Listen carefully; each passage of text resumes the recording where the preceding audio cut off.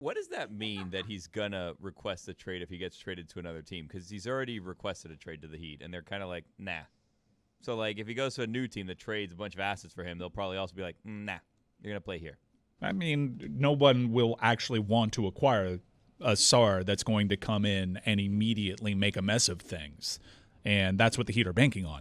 Dan, correct me if I'm wrong. They do have the leverage because Damian Lillard is on their side working with the Miami Heat to try and get to Miami, which is what... Now do it as Batman. Which is what everyone wants. Why would I do it as Batman? That's not my penalty. Let's nitpick.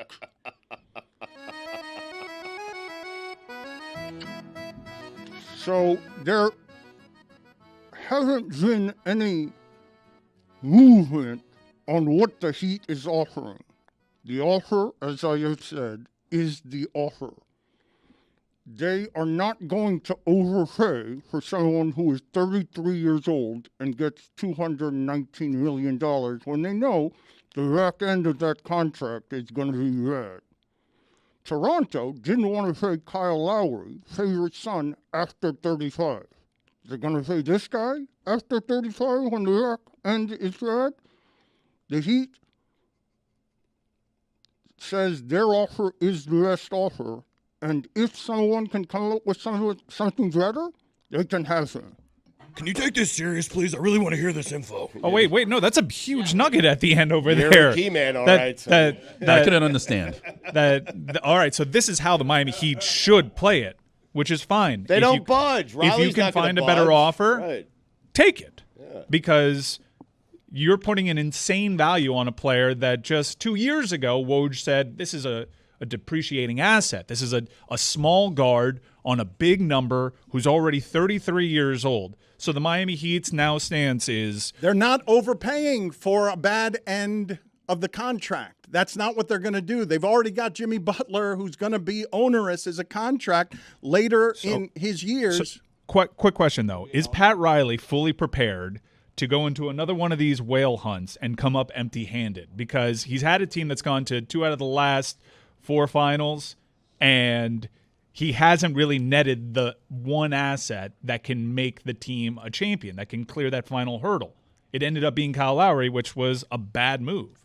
They obviously, like the team that got to the finals last year, it is now depleted by some people that they have lost that they believe that they can recreate because they created those people that have been lost.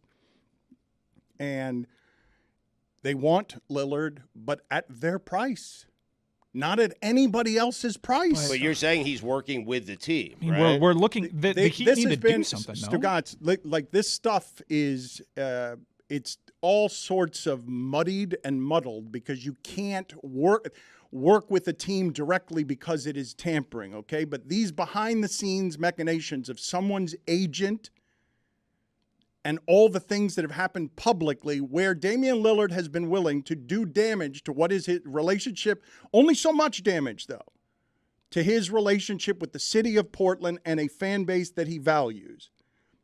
This is as far as Damian Lillard has been willing to go on the damage. But when Lillard is coming out and saying, I want to go to Miami, when you're talking about these amounts of money, it's not because he doesn't know that all of the pieces are in place. Like, he's not doing flippantly an interview, I want to go to Miami, as if that stuff hasn't been worked on behind the scenes, however it is that these teams get in trouble by navigating wherever it is the loopholes are. These things don't happen because an athlete just decides one day to shrug his shoulders and say something into a microphone. They're more orchestrated than that. I think I can get behind the cause as a Heat fan. Like, okay, if someone tops the offer, they can have them. We're not going to improve the offer. But then I look at it from a treetop view and I realize it's the same thing as last year. Now, they ended up proving people wrong because they had one of the biggest upsets in NBA history in upsetting the Bucks, and they got to the finals. And we were freaking out about that offseason because they've gotten worse. They've lost Gabe Vincent. They've lost Max Strus. It's deja vu all over again. What's the improvement on this roster? The growth and development of younger players that they refuse to put into this trade? If he whiffs on Damian Lillard, when Damian Lillard has finally done the things that has been absent of all these other whale chases, it's going to be a mark against.